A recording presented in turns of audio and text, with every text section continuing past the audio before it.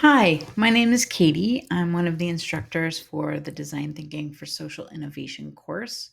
This is week one, and I'm excited to give you an introduction to what design thinking is and how we see it relating to social innovation. So, we're going to talk about that context of social innovation, a bit of definitions, and then thinking about how this relates to you. So I start with images of all these technological breakthroughs, right? The internet, electric vehicles, the iPhone, drones, to say that we're living through this time of incredible change and innovation. But that doesn't mean that we're not facing really immense problems as a species. So you can't see all exactly all the images, but the drug epidemic and addiction, uh, fake news and misinformation, garbage and waste, climate, the effects of climate change. We just went through a global pandemic that had huge social implications. So even though there's all this new technology and the capability of humanity to um, change its circumstances and improve things is immense, we're also still facing these huge challenges. And I know that's not maybe the most uplifting thing to start out with, but I do that to say that uh, while we're facing these incredible challenges and really distressing times, we hope that you find some hope and energy and excitement through this process of design to try and come up with new solutions to some of those really difficult problems. So I like to use this quote from Albert Einstein. We cannot solve our problems with the same thinking we used when we created them. So the thinking that got us into all these challenges as a species is not going to get us out of those challenges. So we need to change the way we think about problems, and that's what design thinking is all about. And I know we all feel the urgency. We see challenges and feel and experience them on a day-to-day basis. And so we know that there are major problems that we're facing, and we feel that urgency. And society is talking about the climate crisis and the need for solving these problems, and we also talk a lot about kind of disruption and reinvention and creativity, trying to bring that human capacity to bear on these really difficult problems. But it's one thing to kind of talk about creativity, and it's another thing to do it, right? If innovation were easy, it wouldn't be innovative. Um, so what do we do? Everybody's talking about innovation, and everybody's talking about the need to solve our biggest problems. But how do we get there? Um, we're going to say in this class that one way to get there is design thinking, or human centered design is another way to call it. Um, Human centered design leverages the methods and tools of design to help non designers creatively solve messy, human centered problems. And if you've watched the launch video or if you've explored it all in the mural, all of those kind of frameworks that are laid out for you in that process are methods and tools from borrowed from design and adapted for our purposes. Human centered designers focus on people's behaviors, emotions, and motivations. So instead of thinking about the what, we think about the why. And by thinking about the why does someone need a pen or a mouse? And what need is that solving? Is the mouse solving? That can help us to open up the problem space and think more creatively about potential solutions. So, um, innovation, I think, sits at the center of these three areas. And really, I think more and more the conversation is moving towards a fourth area, which includes kind of environmental consideration as well. So an innovation has to technically work. It has to be possible to actually happen technically. And in the case of social programs or things, there it needs to be, legal, and there needs to be the possibility of kind of providing the service that you're thinking about. Um, there needs to be business viability. So there needs to be a market or a way to generate revenue or generate donations to support your innovation. And it needs to solve a human need. It needs to be desirable to the people that you're hoping to reach. And if you're not solving a real need or providing something that's desirable, you're not going to get the kind of traction that you want to see.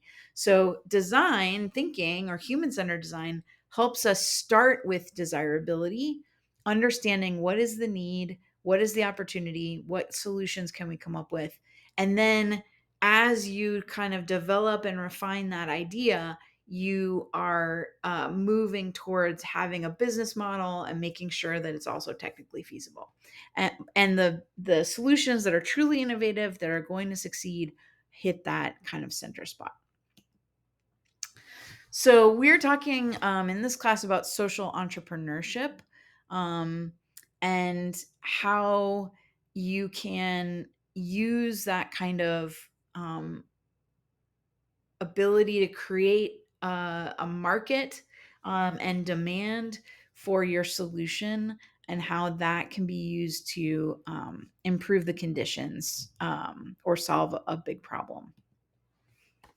So here's a quote: social entrepreneurship is a multidimensional construct involving the expression of entrepreneurially virtuous behavior to achieve a social mission, a coherent unity of purpose and action in the face of moral complexity, and the ability to recognize social value creating opportunities.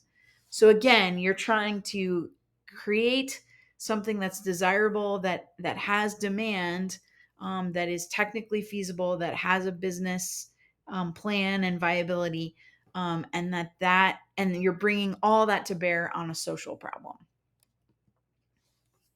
So here we've got the kind of things surrounding that innovation kind of Venn diagram is a social or environmental problem. These are the United Nations Sustainable Development Goals. They were released several years ago with the idea that we would work towards improving all of these areas by 2030. Um, and I think that I bring these here because I think they do a really good job of covering like the different kind of areas of social inequality and issues. And so I want to drop that here as inspiration for you as you're thinking about what is the project that you really want to work on. What's a problem that's close to you, that's meaningful to you, that you want to see improved. So you can use the SDG to kind of get inspired about what you want to work on. So I use this quote from Bill Moggridge. It doesn't occur to most people that everything is design, that every building and everything they touch in the world is designed. And I bring this up because I think it's easy to lose track of the idea that so much of what we're surrounded by um, in our house or our living space, dorm, apartment, in our community has been is the result of decisions that have been made by other people. They've been created and designed. Um, so, products, spaces and buildings, events, processes, tools, curricula, systems, software, all those things are products of a design process. And I have a bunch of examples here. Um, how a city is laid out and what the resulting traffic is like. That's a designed outcome. how we submit our taxes and how easy or not easy that process is. In school, how kids know that they can go to the restroom if they need to go. What is the policy that the teacher created? That's a design decision. And I believe that even systems of inequity and oppression have been designed.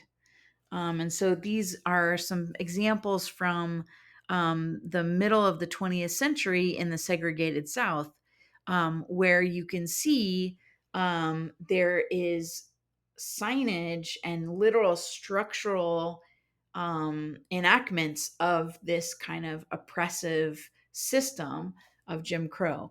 And so there's multiple pictures here that this program I'm using won't allow me to show you, but around who can enter a pool or a park and who is not allowed.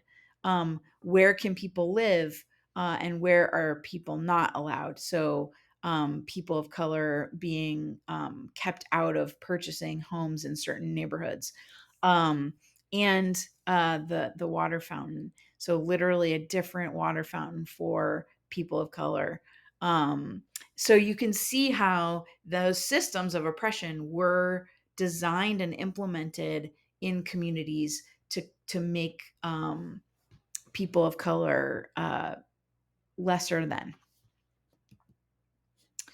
So I bring all this up to say that once we realize most everything is designed, we begin to see that most everything can be redesigned. And these are pictures from the civil rights movement of the same era, of people sitting in at lunch counters, um, people marching in the streets, Rosa Parks staying seated on the bus. All of those acts of civil disobedience and protest were also designed to create an outcome and a response. And of course, this work isn't done. So I included a picture from contemporary times of activists still fighting for equality and equity and social justice. So that work is obviously not over. So that is a social movement, right? The civil rights movement was a designed movement to organize and activate people to make change in the system. And that is designed. Um, this is an example, and you'll actually watch a TED talk by one of the founders of this group, of a social enterprise. So this is called the Embrace Infant Warmer. It was invented for helping premature babies who are underweight and low temperature. Be warm enough to make it to from a rural area to a place where they can get healthcare. And it's a kind of simple, small sleeping bag that has an insert of wax that you can warm that holds the temperature.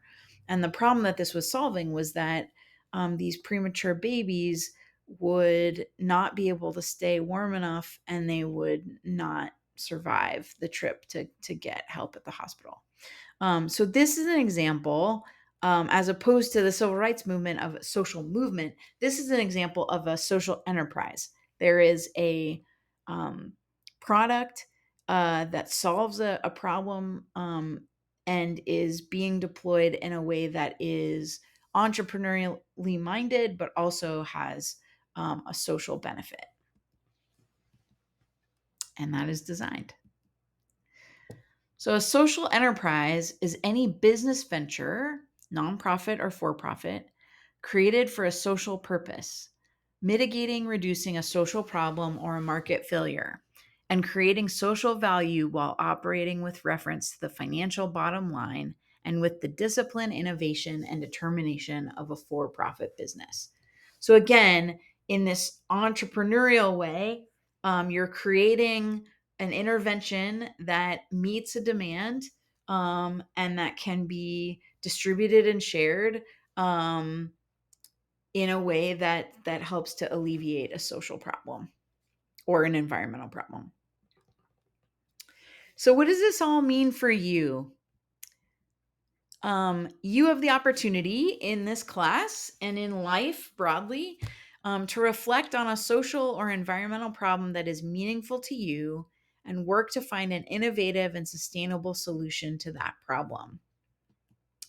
You have the opportunity to become a social entrepreneur, and you can use this class as a way to explore those potential ideas or explore problems you want to have an impact on. For some of you coming into this class, you may already have an idea that you want to work on. And for some of you, you may be choosing a problem and exploring it for the first time. And either way is okay. We want you to just apply the knowledge and the methods and tools to a problem that matters to you so that that can enhance your learning. So instead of just reading about it, you're actually learning by doing. So, social entrepreneurs, they commit to creating and sustaining social value, not just profit. They see and pursue new opportunities to pursue that mission. They continuously innovate, learn, adapt, and improve. They act boldly without being limited by current resources. And they exhibit heightened accountability to the constituencies served and the outcomes created. So, again, they're acting in an entrepreneurial way, but all with a social outcome, improved condition that they're looking for. So there's a kind of hybrid spectrum of these different types of entrepreneurial businesses. So there's the traditional nonprofit, um, which is mission has a mission motive. It has stakeholder accountability, and the income is reinvested. So instead of shareholders or owners walking away with profit, that profit goes back into the organization. And then there's traditional for profit, which are driven by profit motive. There is shareholder accountability, so people that have invested in the company, and the profit is redistributed to those investors. So there's this kind of spectrum of those mission motivated organizations and the profit motivated organizations. So you have a traditional nonprofit, you have a nonprofit with a revenue stream, and then you have a social enterprise, which is a business that is earning income, but is still kind of going back toward that social mission. Um, and then on the profit side, you have socially responsible businesses. So B corporations and businesses that are profit oriented, but are trying to do that in a way that is socially conscious and environmentally conscious. You have corporations with corporate and social responsibility programs. So they're a for profit business, they're generating profit and redistributing it to their investors, but they have an initiative within their organization to give back, either through pro bono work, in kind donations, or cash donations as well. And a lot of times, corporate social responsibility programs will have like a matching donation for their employees is one kind of classic strategy. And then there's a traditional for profit, which is oriented towards generating profit for shareholders and investors. So here are some examples. UNICEF is a traditional nonprofit, raises donations from government entities and individual people, and then uses that money to distribute goods and services to those in need. Girl Scout cookies are an example of a nonprofit that has a revenue stream. So kids go out and sell cookies, and they're learning entrepreneurial skills in that process, but they're also generating revenue back for the organization.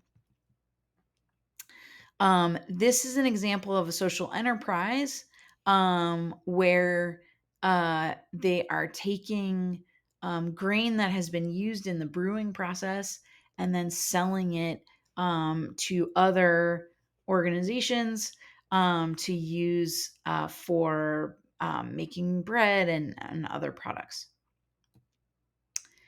New Seasons, I'm sure everyone's familiar with New Seasons, is an example of a for profit business that is trying to be socially responsible and environmentally conscious. And they are actually a B Corp. And you'll see that kind of in their marketing and branding, that they have kind of met the standard for these criteria for becoming a B Corp that is all about that social responsibility. Unilever is a massive corporation, sells all kinds of products, many of which are probably in your living situation right now, whether it's shampoo or laundry detergent or whatever. And they have a strong corporate social responsibility program. And then finally, McDonald's. McDonald's might have a corporate social responsibility program, actually, now that I think about it, but is an example of a for profit business motivated by profits and not necessarily aware of social or environmental issues related to their business practices. So that's kind of that full spectrum of different types of businesses. Um, so this quote says, unless a nonprofit is generating earned revenue from its activities, it is not acting in an entrepreneurial manner. It may be doing good and wonderful things, creating new vibrant programs, but it is innovative, not entrepreneurial. So again, that key kind of difference between UNICEF and the Spent Grain organization or New Seasons or even the Girl Scouts is that UNICEF doesn't have that kind of exchange of goods and services. They're, again, just collecting donations and then distributing them. And so that is kind of the key difference. It's not that one is right or wrong, but when we're thinking about social entrepreneurship, that's that kind of distinguishing characteristic.